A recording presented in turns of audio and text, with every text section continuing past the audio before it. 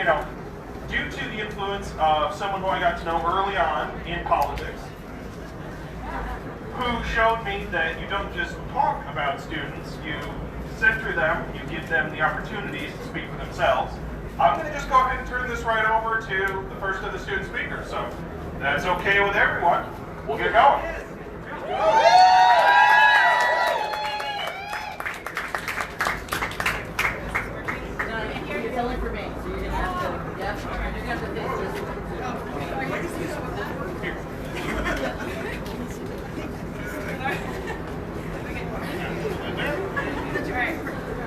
Hello, my name is Sadie Perez. I am a rising junior at McLean High School. I'm speaking here today to talk about the need to support our school board in order to have the inclusion and equity that's necessary in our school, which has been slowed down by groups like Open FCPS or Do Better FCPS.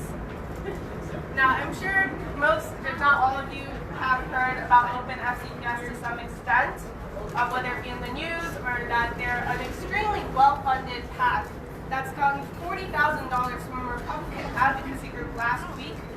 Or if you're active on Twitter, then you definitely saw them at one. They've been advocating for in-person schooling ever since the pandemic started, going so far as to say that the school board has been succumbing to unions and putting their kids last. The school board did not succumb to unions over kids. They understood the science of COVID-19 and listened to the guidelines. Sure, more adults are high risk than kids, but these adults are included as educators and we have to protect them too. Now, I was going to make this speech about, how we should support our school board, but I'd like to focus on why more. Our school board and its members have been relentlessly attacked by groups such as Open FCPS and Do Better FCPS, not only for their identity, but for their actions in trying to make FCPS more inclusive. If you call yourself a fighter for kids, how are you going to exclude trans kids or kids of color? You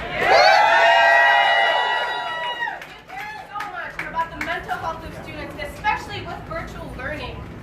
Then how are you going to disregard statistics like how 3/4 of transgender and non-binary youth experience symptoms of generalized anxiety disorder and over 2/3 have reported symptoms of major depressive disorder? You can't just ignore statistics like this and stand up for a portion of the kids. The leaders of Open FCPS and Do Better FCPS have been launching hate and attacks on school board members like Abrar or Carl, which goes so far to tell what their true characters are and the organizations their leaders are. They've been holding petitions for recalls of school board members, which is why it's so important to stand up for our school board members. Donate if you have the funds, show up for them.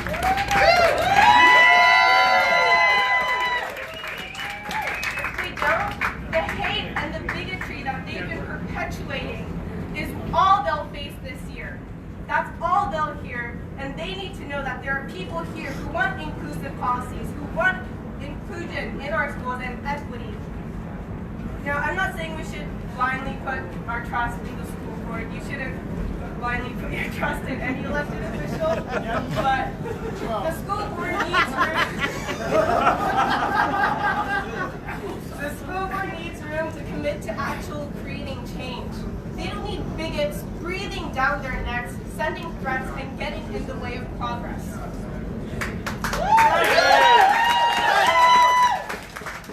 with this, I'd like to thank everyone here, all the people who organized this, the people who have shown their support thus far and will continue to support them. And I ask that you listen carefully to the other students after me and the other adults who will be speaking.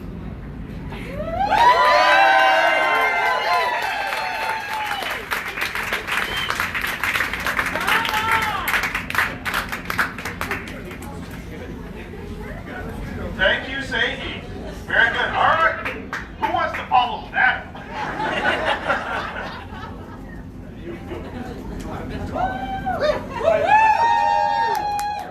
Thank you. My poor knees.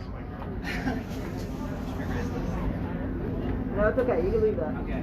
So my name is Matt Savage. I'm a rising senior at Marshall High School, which is better than McLean. I'm the president of the Young Democrats Club there.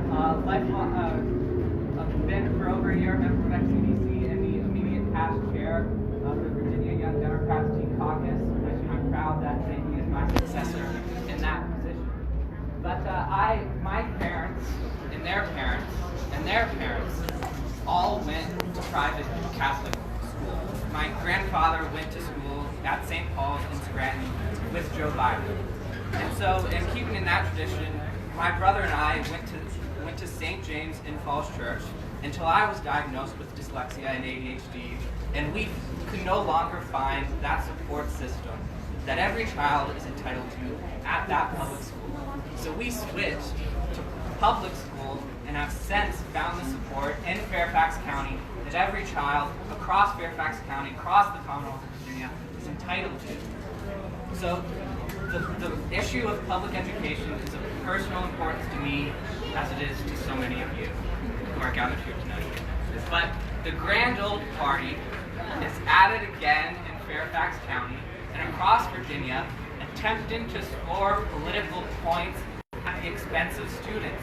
For the past 15 months, Republicans have done nothing but fundraise off the plight of struggling students, while the Democratic Party and our Fairfax County School Board has been focused on delivering results for students, teachers, and parents. Yes. While Republicans talked to increase in access to education, it was the Democratic Party that delivered a 5% increase in salaries for teachers statewide and an additional 2% here in Fairfax County. When I was chairing the Teen Caucus, when we brought the Young Democrats to support our bill to allow an excused absence once a year for students in middle and high school, something Fairfax County piloted up in 2019 successfully, even though we had the support of the Virginia Teenage Republican students like us, 51 out of the 63 Republicans in the Virginia General Assembly voted against that bill. And it's because of the Democratic Party and the power of youth activism. Those who testified in the state legislature wrote to their delegates and senators. It's because of them that come what July 1st, 680,000 students will be able to take an excused absence to make their voices heard.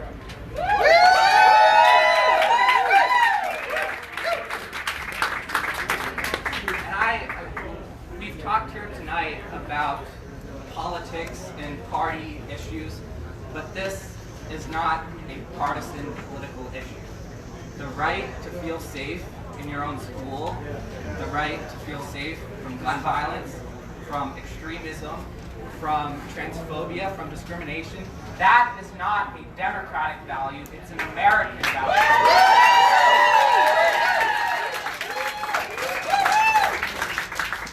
Even if Republicans in Fairfax County and elsewhere have forgotten that, we can be proud that we stood true on our principles. Thank you.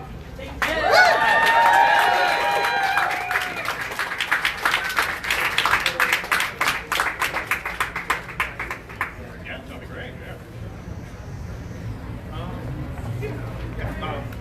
Check in with Joe as to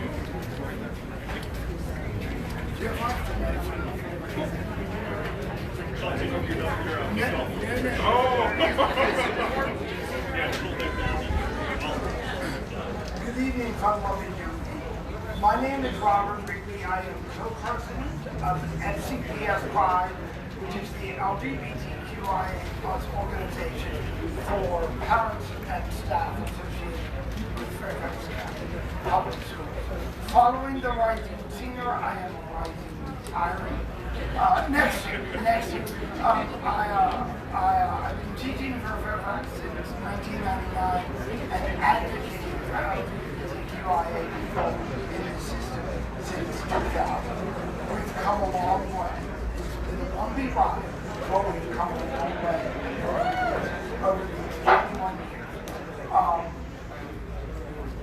Tonight, the school board, for the second time in a row, is recognizing LGBTQIA Pride Month. For 5 years, they've been recognizing LGBTQIA History Month in October. I didn't prepare a speech. But let me see what I can share. Fairfax is releasing information on the rights of trans students. They work hard. What they're saying is that trans students have the right to use their names and pronouns. Not only in the classroom, but in the world, in all lives. We have the right to use the facilities, locker rooms, and bathrooms, the matches, they have the right not to be involved. They have the right not to be discriminated and not to be harassed. Fairfax is adding information on not misgendering, not identity trans. And since I didn't prepare a speech, I'll stop there.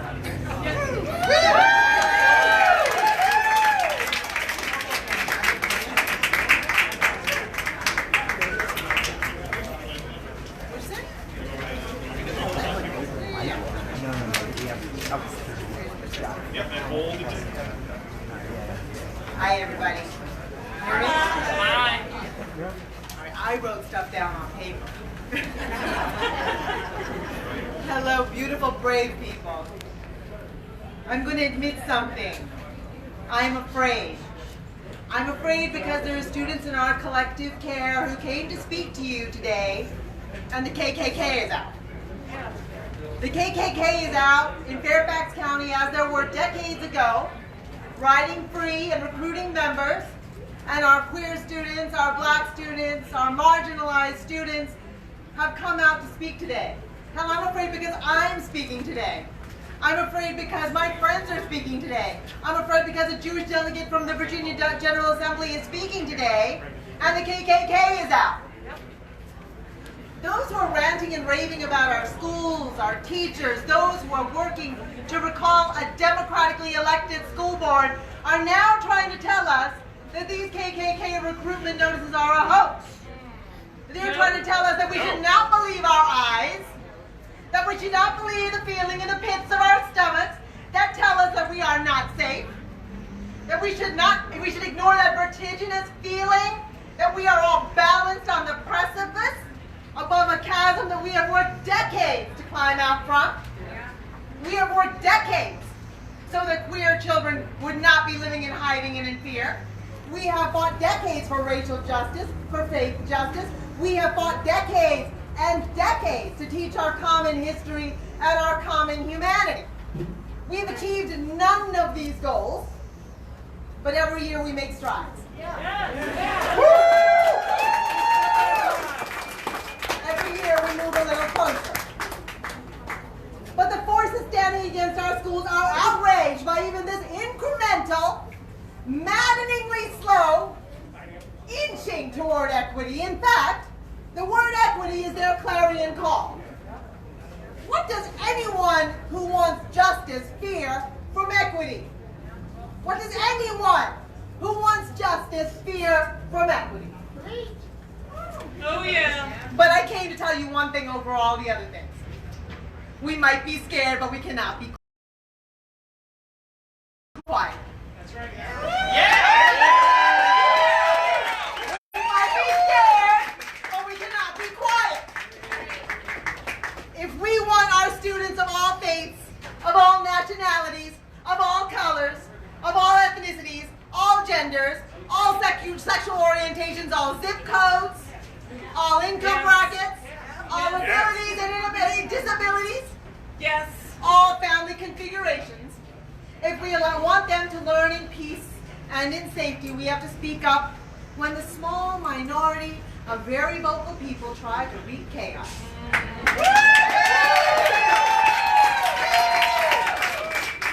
So much damage can be done by so few people when chaos is the weapon.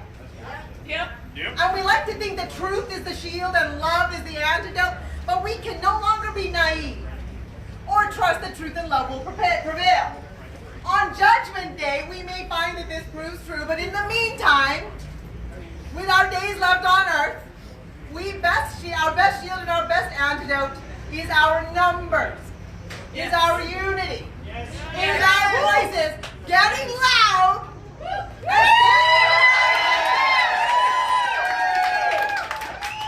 in the face of chaos. Don't tell me to be afraid of CRT when the KKK is on the loose. Don't tell me to be afraid of CRT when the KKK is on the loose. Exactly. The absurdity is too much, my friends. Every one of us knows that we might appear on Fox News tonight.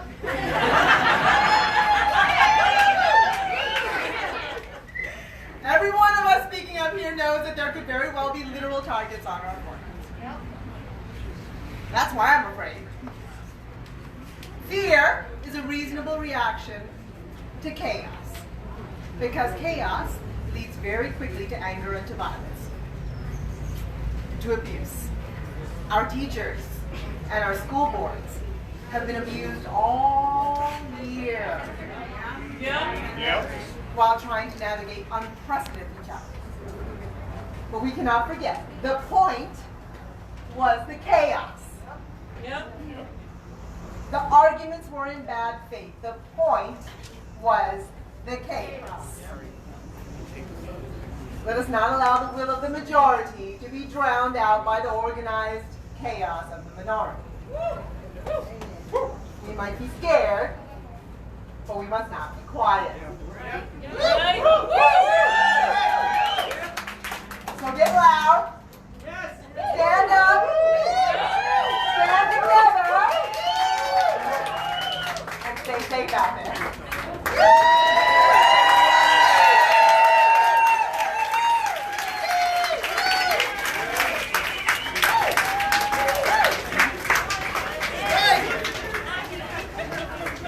Well, let's hear it once again for Sujatha.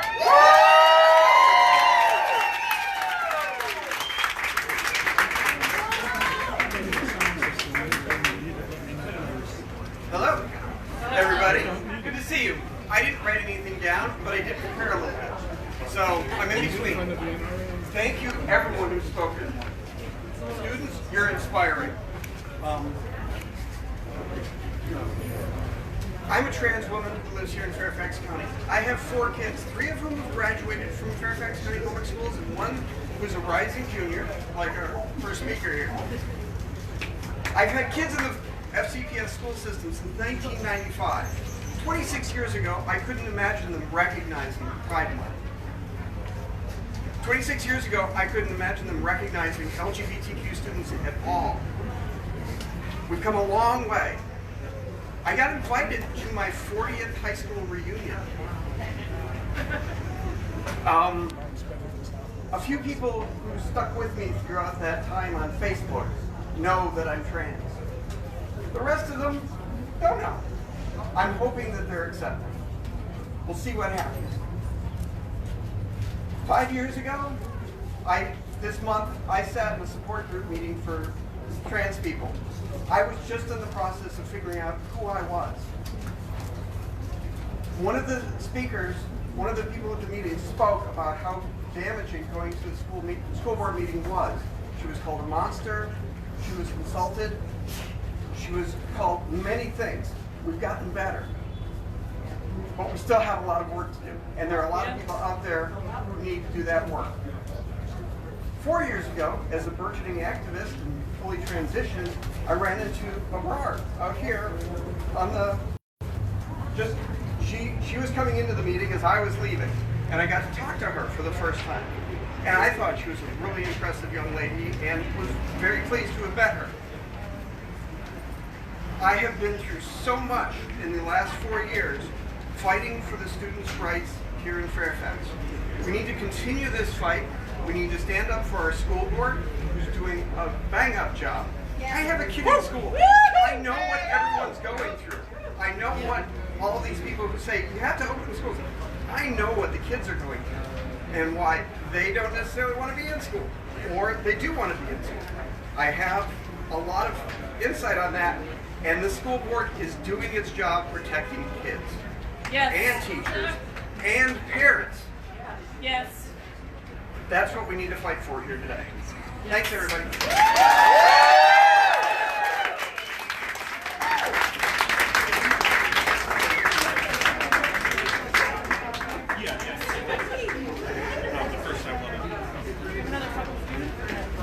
Yeah, just 1 second. Just got another couple speakers here, and then we'll cap it off with.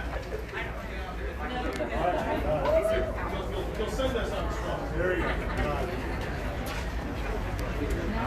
Yep, you can.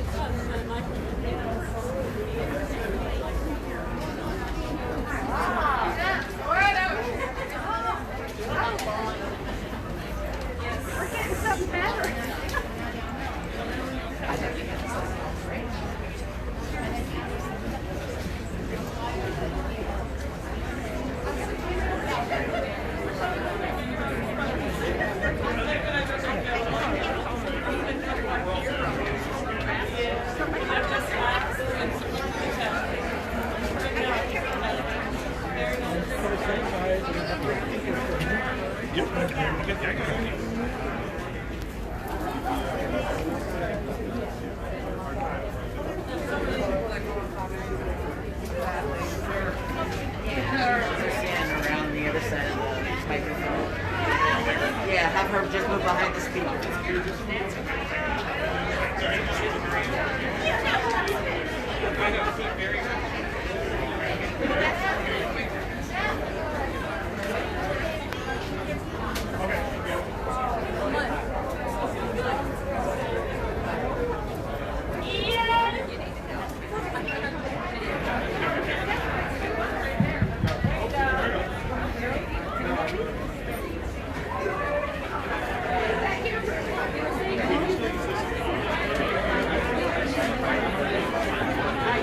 Hello? Hello? Mic check. Mic check, is it working? Alright. Hello, good afternoon everyone. Thank you everyone for coming. I'm Omar Al-Baba. I'm a former student here at Luther Jackson Middle School. And now I'm a rising junior at Oakton High School. And I think we can all agree why we're here tonight. And that is to raise awareness. So whether it be for different reasons, for example, the LGBTQIA plus community, or for the attacks on our school board members, I here am going to be spreading some awareness about Aurora Ramesh. So Aurora Ramesh is a FCPS school board member who has been under attack lately, highlighting the lack of equity in the county and underrepresentation of Muslims. In addition, Aurora has also been a victim of vicious Islamophobic attacks from the radical right wing, showing a lot of misconceptions about Islam and Muslims. This propaganda machine is operating not just locally here in Fairfax County, but has escalated in attacks at a national level to encompass mainstream media. Today we stand with Abroad, calling to promote equity in the county and calling to an end of Islamophobia. And I want to introduce my friend Jimmy Lay.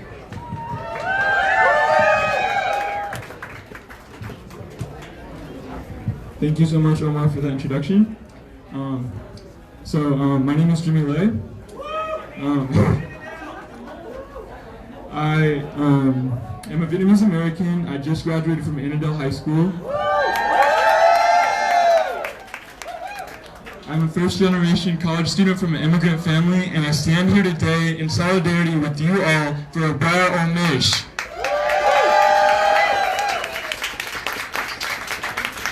I first met Abrar 1 year ago just as the pandemic started. I got to know her through a student group, and in the time since, I've been so lucky to know someone with such a pure heart. Abrar will go to the moon and back for what is right, and it is this commitment to the truth and to the people that makes her such a great leader. Meeting Abrar restored so much hope to me and to so many other students in this county of what this county can truly be. She has brought so much love and hope to me and countless other low-income students of color. I have been in FCPS for more than 10 years, and I have never met anyone as committed to equity as Miss Abrara-Maish.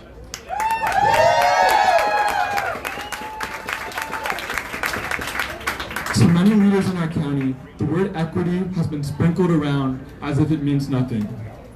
It is something that is slapped onto posters, policies, speeches, in a fruitless attempt to appear woke. But to people like Abrara-Maish, equity is not additive. It is the essence of her work. It is a feel behind everything that she does. When she was just in high school, Abrara co-founded Give Youth, a non-profit organization that provides free tutoring to low-income students of color. Over the last decades, this organization continues to support thousands of students in the Northern Virginia area.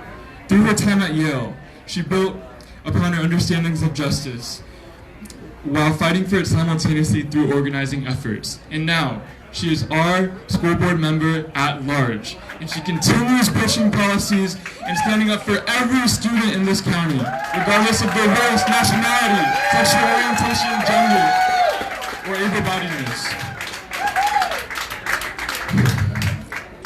Yet, Abrara has been targeted by Islamophobia, xenophobia, misogyny, ageism, and even police brutality since the moment she stepped onto this school board.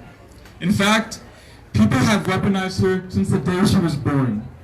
To be a Muslim, a hijabi, a product of immigrants is no easy feat in a world that is not built for your success, nor your survival. It hurts my heart to see someone so kind, so truthful, and so loving, constantly ridiculed because of who she is. The consistent slander, bullying, and discrimination that Abrara-Maish faces in this world may have surprised us at first, but quickly, I realized it wasn't surprising at all. We live in a country where people like Abrara, people like me, and other marginalized folk are constantly demeaned and disrespected. But in the face of everything, Abrara knows how to do what is arguably the most difficult task in the entire world. She inspires us to keep fighting against the systems of oppression in which have tied us down for too long, to keep speaking up, even when the world boos you because of the things that you're saying, because they're afraid of change. Change that will make this world more just. In her speech at Justice High School's graduation last week, she reminded us that always, there are those who will see the ways you are different before they see you as human. I support Abrara-Maish because I want to live in a world where it is not a political statement to look up to a strong woman who wears a hijab, who has immigrant parents, and who stands up for what is right no matter what. It must never be a political statement to stand up for justice. Say it loud, say it clear. Abrara-Maish is welcome here. Say it loud, say it clear. Say it loud, say it clear. Thank you so much.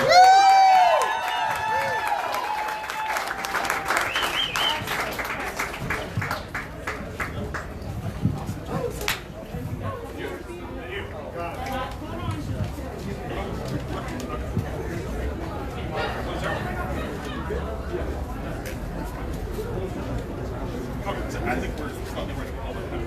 Sorry. Can you all hear me? My name is Aryan. I'm a queer student here in FCPS, and I'm one of the organizers of the Pride Liberation Project. We're a group of queer students who organize around the mental health crisis in FCPS. And I just kind of want to talk about for how the past year, the student voice has been co-opted by bad actors in our community who have really tried to invalidate our voices.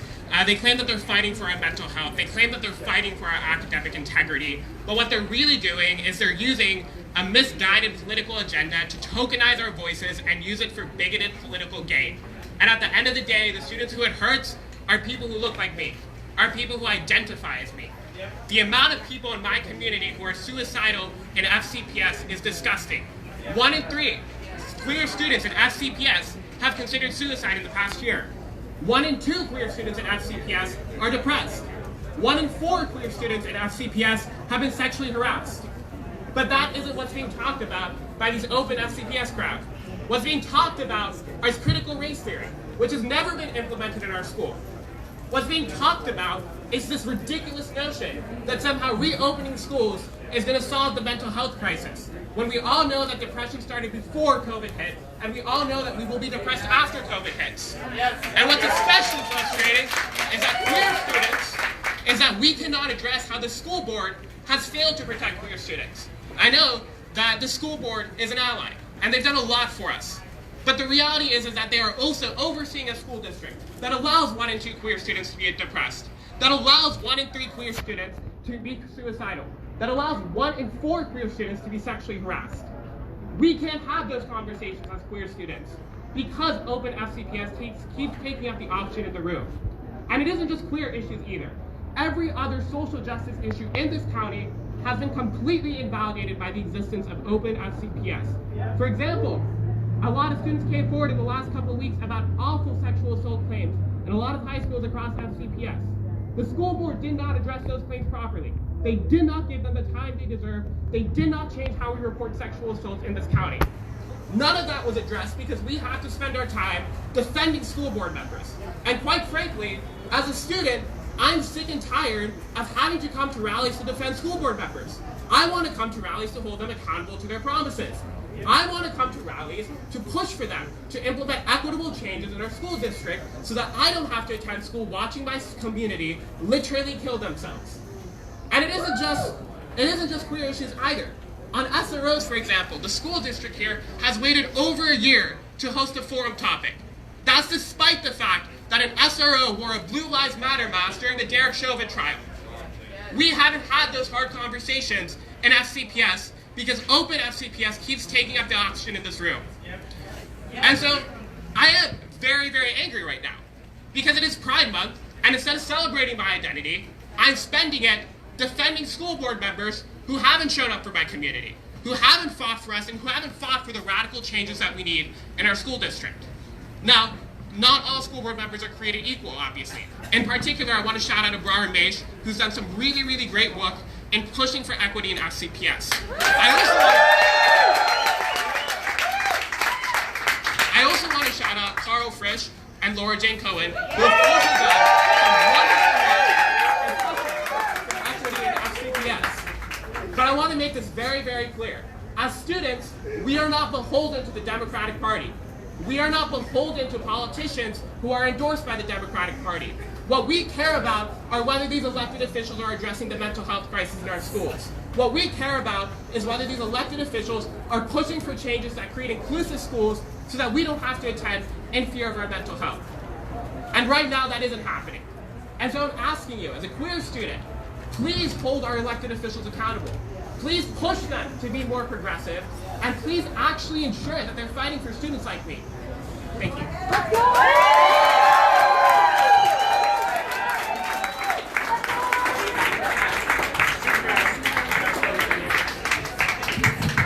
Good evening. My name is Kimberly Adams. I'm the president of Fairfax Education Association and Employee Union here in Fairfax County. Our staff and our students' mental health has been in question all year. And we know that for our staff to be healthy and for our students to be healthy is our #1 concern. And ensuring that all staff, custodial staff, bus drivers, food service, office staff, and not just teachers, but every class of a school employee is protected is our job. And to make sure that we can protect our students every day is what we do. It's what we love. My students are my why. That's what my shirt says, because our students are why we do this every day. Our students are why we've come to school, why some of us have stayed home, why many of us have struggled to take the professional development to be there for our students. And we know how hard they have worked this year, and we know how hard their families have worked this year. And we are here to make sure that our schools remain safe for all students. Because it's important to teach a history that includes everyone in it. It's important to teach what our students could see themselves reflected in, and their own values and their families in history taught here. It's important to make sure that our teachers are supported by our school board, and we appreciate the work that they have done this year in an unprecedented year to care for the staff and the students in Fairfax County Public Schools.